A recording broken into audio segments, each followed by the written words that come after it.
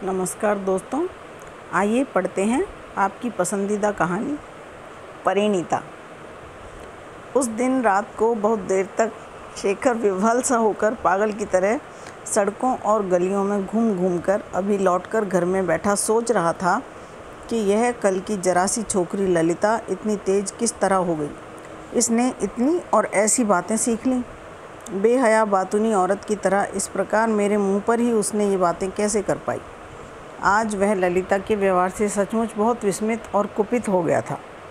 मगर इस क्रोध का यथार्थ कारण क्या है, इस पर जो वह कुछ भी गौर करता, अगर वह शांत होकर सोचकर देखता तो उसे देख पड़ता कि यह क्रोध ललिता के ऊपर नहीं, संपूर्ण रूप से अपने ही ऊपर है।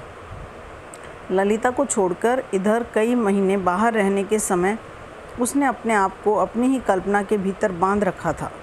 केवल काल्पनिक सुख, दुख, लाभ, हानि का हिसाब लगाकर देखते हुए वह इसी की आलोचना करता रहता था कि ललिता उसके जीवन के भविष्य भाग के साथ कैसे न कटने वाले बंधन से बंधी हुई है, अथवा उसके बिना अपना जीवित रहना कितना कठिन, कितना दुखदायक हो सकता है। ललिता बाल्यावस्था से ही शेखर के परिवार में आकर शामिल हो गई थी। इस कारण उसने उसे विशेष रूप से उस परिवार के भीतर माँ बाप, भाई बहन आदि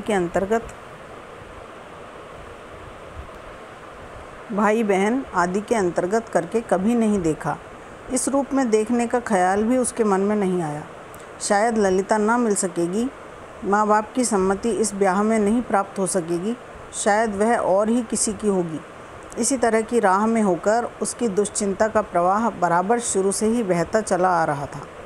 इसी कारण विदेश यात्रा के पहले दिन रात्रि के समय जबरदस्ती उसके गले में माला डालकर शेखर इस और के साथ उसके ब्याह की राह बंद कर गया था। प्रवास में रहकर गुरुचरण के धर्म परिवर्तन की खबर जब उसने सुनी, तब सुनते ही वह व्याकुल हो उठा। वहाँ दिन रात हर घड़ी उसके सिर पर यही चिंता सवार रही कि कहीं ललिता हाथ से निकल न जाए, सुख मिले चाहे दुख। आज तक चिंता का यही पहलू उसका परिचित था, किंतु आज ललिता की स्पष्ट बातों ने इस द्वार को धड़ाम से बंद करके चिंता की धारा को एकदम विपरीत दिशा में बहा दिया। तब ललिता मिलेगी या नहीं, यह चिंता थी, मगर अब ललिता को छोड़ना कहीं असंभव न उठे, यह चिंता हो गई। शाम बाजार का ब्याह उचट गया था। अंत को वे लोग भी उतने रुपए जितने नवीन राय मांगते थे देने की हिम्मत न कर सके। इधर शेखर की माँ ने भी यह संबंध पसंद नहीं किया। इस प्रकार इस संकट से तो फिलहाल कुछ दिन के लिए शेखर छुटकारा पा गया, मगर नवीन राय की नज़र में 10-20 हज़ार रुपयों का शिकार चढ़ा हुआ था। इतने से कम समय में काम करने को वे तैयार न थे और न ऐसे आँख के अंधे गांठ के पूरे लड़की वाले को लाकर फंसाने के लिए दलाल दौड़ाना ही बंद था। इधर शेखर सोचता था, अब क्या किया जाए। उस रात का वह काम इतना भारी और अपरिहार्य हो उठेगा, ललिता उस पर इस तरह निस्संशय भाव से संपूर्ण विश्वास कर बैठेगी कि सचमुच उसका विवाह हो गया है, धर्म के अनुसार किसी कारण से इसके विपरीत नहीं हो सकता। इतनी दूर तक शेखर ने विचार नहीं किया था। यद्यपि उसने अपने ही मुँह से यह बात उस समय कही थी कि जो होना था हो गया, अब उसे हम या तुम कोई लौटा नहीं सकता। तथापि उस समय आज की तरह सब पहलुओं पर अच्छी तरह गौर के साथ विचार करने की शक्ति उसमें नहीं थी, और शायद अवसर भी न था। उस वक्त सिर के ऊपर आकाश में चंद्रमा चढ़ आया था, चारों ओर चमकीली चांदनी फैली हुई थी, गले में माला पड़ी थी। प्रियतमा के धड़कते हुए हृदय को अपनी छाती से लगाकर पहले पहल उस नए अनुभव से मिला हुआ मोह था, और प्रेमी जन जिसे अधर सुधा कहते हैं, उसे पीने का बहुत ही तेज नशा था। उस समय स्वार्थ और सांसारिक अच्छाई बुराई का ख्याल नहीं हुआ। अर्धलोलुप पिता का रौद्र रूप आँखों के आगे आकर उपस्थित नहीं हुआ। सोचा था माँ तो ललिता को प्यार करती हैं, अतएव उन्हें राजी करना कुछ कठिन न होगा, और पिता को भी दादा की सिफारिश पहुँचाकर किसी न किसी तरह नरम कर लिया जा सकेगा, तो शायद अंत तक काम सिद्ध हो जाएगा। इसके अलावा उस समय गुरुचरण ने इस तरह अपने को अलग करके उनकी आशा के द्वार को भारी पत्थर से कसकर बंद नहीं कर दिया था। अब तो विधाता आप ही विमुख हो बैठे देख पड़ते हैं। वास्तव में शेखर की चिंता करने की बात विशेष कुछ न थी। वह निश्चित रूप से जानता था कि अब पिता को राजी करना तो दूर रहा, माता को भी राजी करना संभव नहीं। अब तो इस बात का जिक्र ज़बान पर लाने की भी राह नहीं रही। शेखर ने लंबी सांस छोड़कर और एक बार अस्पष्ट स्वर में कहा, क्या किया जाए? वह ललिता को अच्छी तरह जानता था। उसको उसी ने अपने हाथ से पढ़ा लिखा कर शिक्षा देकर इतना बड़ा किया है। उसने एक बार जिसे अपना धर्म जान लिया है, उसे वह किसी तरह नहीं छोड़ने की। उसने समझ लिया है कि वह शेखर की धर्म पत्नी हो चुकी। इसी से आज शाम को अंधेरे में बिना किसी संकोच के शेखर के वक्षस्थल के निकट आकर मुंह के पास मुंह ले जाकर वह इस तरह खड़ी हुई थी। गिरीन्द्र के साथ ललिता के ब्याह की बातचीत शुरू हुई थी, किंतु कोई भी उसको इसके लिए राजी न कर पाएगा।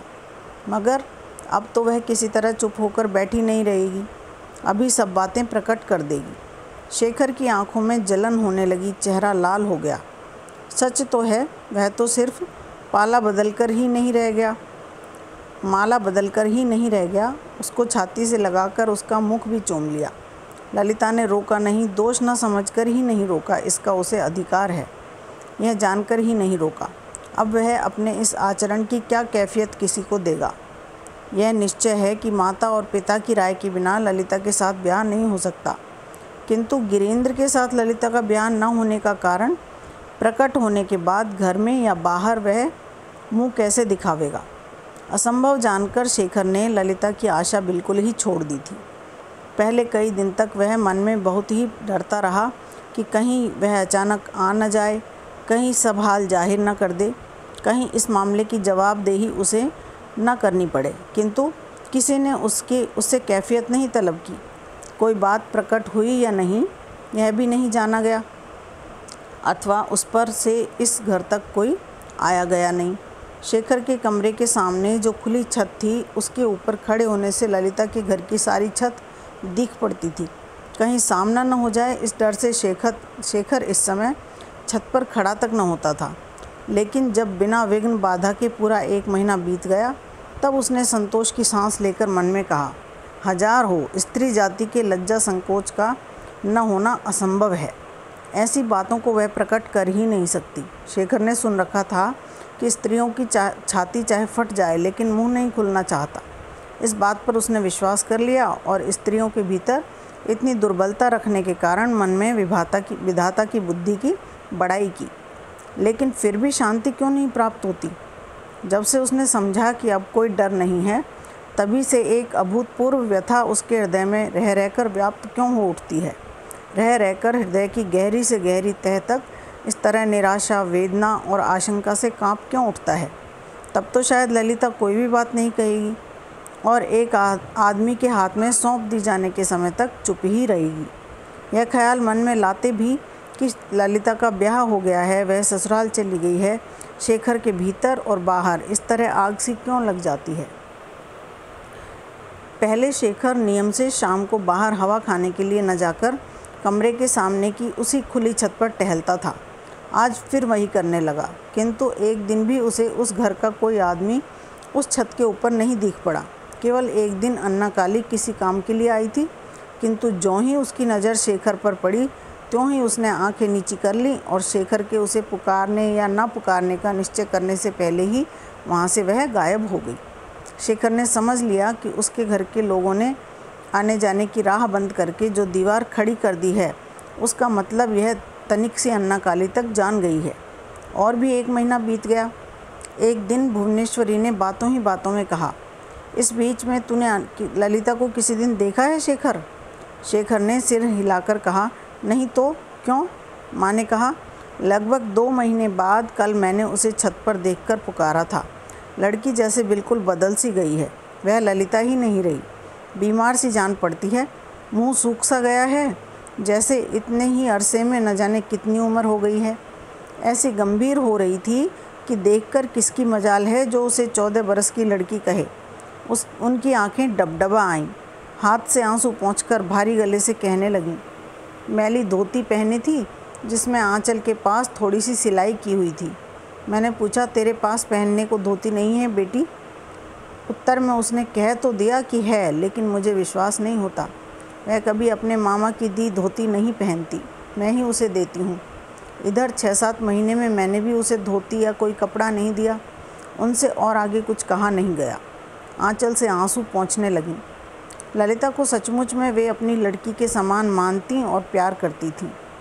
शेखर दूसरी ओर ताकता हुआ चुपका बैठा रहा। बहुत देर बाद भुवनेश्वरी फिर कहने लगी, तेरे सिवा और किसी से वह कुछ मांग भी नहीं सकती। बेवक्त भूख लगने पर भी वह घर में किसी से मुंह फोड़कर कुछ मांगती नहीं थी। वह मेरे आसपास घूमती फिरती थी और मैं उसका मुंह देखते ही भांप लेती थी कि यह भूखी है। मुझे रह रहकर यही याद आता है शेखर, शायद सूखा हुआ मुंह लिए उसी तरह अपने घर में घूमती होगी। कोई समझता ही न होगा, पूछता भी न होगा। मुझे तो वह केवल मुंह से ही माँ नहीं कहती, हृदय से माँ मानकर उसी तरह श्रद्धा और भक्ति भी करती है। शेखर साहस करके माँ की ओर मुँह करके देख न सका। जिधर देख रहा था उधर ही देखते रहकर बोला, अच्छा तो माँ, उसे क्या क्या चाहिए सो बुलाकर पूछकर देती क्यों नहीं? माँ ने कहा, वह क्यों लेगी? तुम्हारे बाबूजी ने आने जाने की ऊपर की राह तक बंद कर दी है और मैं ही किस मुंह से देने जाऊँ? मान लिया गुरु बाबू दुख के मारे चिंता की आग में जलते जलते बिना सोचे समझे एक अनुचित काम कर ही बैठे, तो हमें अपने आदमियों की तरह छोटा मोटा प्रायश्चित कराकर उनका उद्धार करना चाहिए था। उनके उस दोष पर पर्दा डाल देना चाहिए था। यह तो हमने किया नहीं। उन्हें एकदम छोड़ दिया, गैर बना दिया। क्या यह ठीक हुआ? इसके सिवा मैं तो यही कहूँगी कि तुम्हारे पिता के बेहद तंग करने से ही गुरुचरण ने अपना धर्म छोड़ दिया। तगादे पर तगादा होने से आदमी शर्म के मारे सभी कुछ कर सकता है। मैं तो कहती हूँ कि गुरुचरण ने अच्छा ही किया। वह गिरीन्द्र लड़का हम लोगों की अपेक्षा उनका कहीं अधिक अपना और हितैषी है। उसके साथ ललिता का ब्याह हो जाने से लड़की बड़े सुख से रहेगी, यह मैं कह ही देती हूँ। सुनती हूँ अगले महीने में ही ब्याह होने वाला है। एकाएक मुंह फेरकर शेखर ने पूछा, अगले ही महीने में होगा? सब ठीक हो गया? सुनती तो यही हूँ। शेखर ने इस विषय में फिर कुछ नहीं पूछा। माँ ने कुछ देर चुप रहकर कहा, ललिता से सुना है कि उसके मामा का शरीर भी आजकल अच्छा नहीं है। बात ही ऐसी है, एक तो उनके मन में ही शांति या सुख रत्ती भर नहीं है। उस पर घर में रोज़ रोना धोना लगा रहता है। एक मिनट के लिए भी उस घर में सुख या चैन नहीं है। शेखर चुपचाप सुन रहा था, चुप ही रहा, कुछ बोला नहीं। दम भर बाद माँ के उठ जाने पर वह आकर अपने बिस्तर पर लेट रहा और ललिता के बारे में सोचने लगा। शेखर का घर जिस गली में था उसके भीतर 2 गाड़ियों के एक साथ आने जाने भर की जगह न थी। एक गाड़ी किनारे के घर से बिल्कुल सटकर न खड़ी हो तो दूसरी उधर से नहीं जा सकती। 8-10 दिन बाद एक दिन शेखर अपने ऑफिस से आ रहा था। गली में गुरुचरण के घर के सामने आगे जाने को जगह न पाकर गाड़ी रुक गई। शेखर उतर पड़ा। पूछने से मालूम हुआ डॉक्टर आया है। कई दिन हुए शेखर ने माँ से सुना था कि गुरुचरण बीमार हैं। उसी ख्याल से वह घर न जाकर सीधे गुरुचरण के सोने के दालान में पहुंचा। वही बात थी, गुरुचरण मुर्दे की तरह बिछौने पर पड़े थे। एक और गिरीन्द्र और ललिता दोनों सूखा मुंह लिए हुए बैठे थे। सामने कुर्सी के ऊपर बैठे डॉक्टर रोग की जांच कर रहे थे। गुरुचरण ने अस्पष्ट स्वर में शेखर को बैठने के लिए कहा। ललिता ने सिर पर धोती का आंचल और जरा खींचकर दूसरी ओर मुंह कर लिया। डॉक्टर मोहल्ले के ही आदमी थे, शेखर को पहचानते थे। रोग की परीक्षा करके औषध और पथ्य की व्यवस्था करके शेखर को साथ लिए बाहर आ बैठे। गिरीन्द्र ने पीछे से आकर फीस के रुपए देकर डॉक्टर को जब विदा किया तब डॉक्टर ने विशेष रूप से उसे सावधान करते हुए बतलाया कि रोग अभी तक अधिक नहीं बढ़ा है। इस समय जलवायु बदलने की अत्यंत आवश्यकता है। डॉक्टर के चले जाने पर शेखर और गिरीन्द्र दोनों फिर एक बार गुरुचरण के पास आकर खड़े हुए। इशारे से गिरीन्द्र को एक ओर ले जाकर ललिता चुपके बातें करने लगी और शेखर सामने की कुर्सी पर बैठकर स्तब्ध भाव से गुरुचरण की ओर ताकने लगा। वे दम भर पहले दूसरी ओर करवट बदल चुके थे, इसलिए शेखर के फिर लौट आने की खबर उनको नहीं हुई। थोड़ी देर चुपचाप बैठे रहने के बाद शेखर जब उठकर चला गया तब भी ललिता और गिरीन्द्र की बातचीत खत्म नहीं हुई थी। वैसे ही धीरे धीरे दोनों बातें कर रहे थे। तात्पर्य यह कि शेखर से न किसी ने बैठने को कहा, न आने को और न बुलाकर कोई बात ही पूछी। आज शेखर निश्चित रूप से यह जान आया कि ललिता ने उसे उसकी भारी जिम्मेदारी से सदा के लिए छुटकारा दे दिया है। अब वह बेखटके मुक्ति की सांस ले। अब कुछ शंका नहीं, ललिता अब उसे अपने साथ नहीं लपेटेगी। घर आकर कपड़े उतारते उतारते बार बार 1000 बार यही ख्याल मन में आया कि आज वह अपनी आंखों देख आया है कि गिरीन्द्र ही अब उस घर के लोगों का परम हितैषी है, सबका आशा भरोसा है और ललिता का भावी आश्रय है, और वह कोई नहीं है। ऐसी विपत्ति के समय भी ललिता ने उससे सलाह तक नहीं ली। शेखर सहसा ओह कहकर गद्दीदार आराम कुर्सी पर बैठ गया। आज ललिता ने उसे देखकर सिर पर आंचल और अधिक खींचते हुए दूसरी ओर मुंह फेर लिया, जैसे वह बिल्कुल ही गैर है, एकदम अपरिचित है। इतना ही नहीं, उसी की आंखों के सामने गिरीन्द्र को अलग अकेले में बुलाकर उसके साथ कितना घुल मिलकर सलाह करती रही। वह वही तो आदमी है जिसकी देखरेख में उस दिन उसने ललिता को थिएटर देखने नहीं जाने दिया था। फिर भी शेखर ने एक बार यह सोचने की चेष्टा की कि कदाचित अपने गुप्त संबंध की बात याद करके ही ललिता ने लज्जा के मारे ऐसा व्यवहार किया है। लेकिन फिर सोचा, यही कैसे संभव है? ऐसा होता तो इतना सब हो गया, और वह क्या इतने दिनों में किसी कौशल, किसी बहाने से एक बात भी उससे पूछने की चेष्टा न करती। अकस्मात दरवाजे के बाहर माँ की आवाज़ सुन पड़ी। वे पुकारकर ऊंचे स्वर से कह रही थीं, कहाँ है रे, अभी तक तूने हाथ मुँह नहीं धोया? शाम हो गई।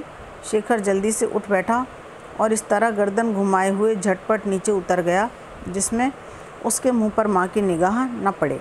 इधर कई दिन से बहुत सी अनेक प्रकार के रूप रख कर हर घड़ी उसके मन के भीतर आती जाती रही है। केवल एक ही बात को वह सोचकर नहीं देखता था कि वास्तव में दोष किस ओर है, किसका है। उसने ललिता से अब तक एक भी आशा की बात नहीं कही, अथवा उसे ऐसी कोई बात कहने का मौका नहीं दिया, बल्कि कहीं जाहिर न हो पड़े वह किसी तरह का दावा न कर बैठे, इस डर से उसकी जान सूख रही थी। तथापि सब तरह का अपराध अकेली ललिता के ही मत्थे मढ़कर वह उसके विषय में विचार कर रहा था और आप डाह, क्रोध, अपमान और अभिमान की आग में जला करता था। जान पड़ता है इसी तरह संसार के सभी मर्द विचार करते हैं और इसी तरह मन में कुढ़ते और जलते हैं। जलते जलते 7 दिन बीत गए। आज भी वह संध्या काल के उपरांत शून्य कमरे के सन्नाटे में वही आग जलाकर बैठा हुआ था। एकाएक दरवाजे के पास आहट सुनकर सिर उठाकर देखते ही उसका हृदय उछल पड़ा। काली का हाथ पकड़े ललिता भीतर आई। वह नीचे फर्श पर बिछे हुए कारपेट के ऊपर स्थिर होकर बैठ गई। काली ने कहा, शेखर दादा, हम दोनों जनी तुमको प्रणाम करने आई हैं, कल हम चली जाएंगी। शेखर मुँह से कुछ न कह सका, केवल ताकता रह गया। काली फिर बोली, शेखर दादा, आपके चरणों के निकट हमसे अनेक अपराध हुए हैं, हमने अनेक दोष किए हैं, उन सबको भूल जाना। शेखर समझ गया इसमें एक शब्द भी काली का अपना नहीं है। वह सिखलाई हुई बातें ही ग्रामोफोन की तरह कह रही है। अब कि शेखर ने पूछा, तुम लोग कहाँ जाओगी? पछाह, बाबूजी को लेकर हम सब मुंगेर जाएंगे, वहाँ गिरीन्द्र बाबू का घर है। बाबूजी के आराम हो जाने के बाद भी अब फिर हम लोगों का लौटना न होगा। डॉक्टर साहब ने कहा है इस देश की आबो हवा बाबूजी के लिए माफिक नहीं होगी। शेखर ने पूछा, अब उनकी हालत कैसी है? कुछ अच्छी ही है, कहकर काली ने आंचल के नीचे से धोतियों के कई जोड़े निकाल कर दिखाए और कहा, ताई जी ने ये धोतियाँ हमें खरीद दी हैं। ललिता अब तक चुप बैठी थी। उसने ऊपर टेबल के पास जाकर उस पर एक कुंजी रख दी और कहा, अलमारी की चाबी अब तक मेरे पास ही थी। तनिक मुस्कुराकर, लेकिन अलमारी में अब रुपया पैसा कुछ नहीं है, सब खर्च हो गया। शेखर चुप रहा। काली ने कहा, चलो दीदिया, रात हो रही है। ललिता के कुछ कहने से पहले ही शेखर अब की अचानक झटपट कह उठा, जाओ तो काली, नीचे से मेरे लिए 2 पान तो लगा लाओ। ललिता ने काली का हाथ पकड़ लिया, उसे रोककर कहा, तू यहीं बैठ काली, मैं ही लाए देती हूँ। वह तेज़ी से नीचे उतर गई। दम भर बाद पान लगाकर काली के हाथ में उसने दे दिए। काली ने जाकर शेखर को दे दिए। हाथ में पान लिए शेखर सन्नाटे में चुपका बैठा रहा। जाती हूँ शेखर दादा, कहकर पैरों के पास ज़मीन पर सिर रखकर काली ने प्रणाम किया। ललिता जहाँ खड़ी थी वहीं पृथ्वी पर सिर रखकर उसने भी प्रणाम किया। इसके बाद धीरे धीरे काली के साथ वहाँ से चल दी। शेखर अपने भले बुरे की भावना और आत्ममर्यादा लिए विवर्ण मलिन मुख से विह्वल विमूढ़ की तरह स्तब्ध बैठा रहा। वह आई, जो कुछ कहना था सो कहकर सदा के लिए विदा होकर चली गई, किंतु शेखर अपने मन की कोई भी बात नहीं कह सका, जैसे उसके कहने के लिए कुछ था ही नहीं। इस तरह सारा अवसर बीत गया। इस समय ललिता जानबूझकर काली को इसीलिए साथ लेकर आई थी कि पहले की कोई बात न छेड़ी जाए। यह भी मन ही मन शेखर ने समझ लिया। अब उसका शरीर सन्नाने लगा, सिर में चक्कर आ गया। वह उठकर बिस्तर पर आंखें मूंदे हुए लेटा रहा। तो दोस्तों, ये था कहानी परिणीता का भाग 9। अगले वीडियो में फिर मिलेंगे, तब तक के लिए आज्ञा दीजिए। नमस्कार।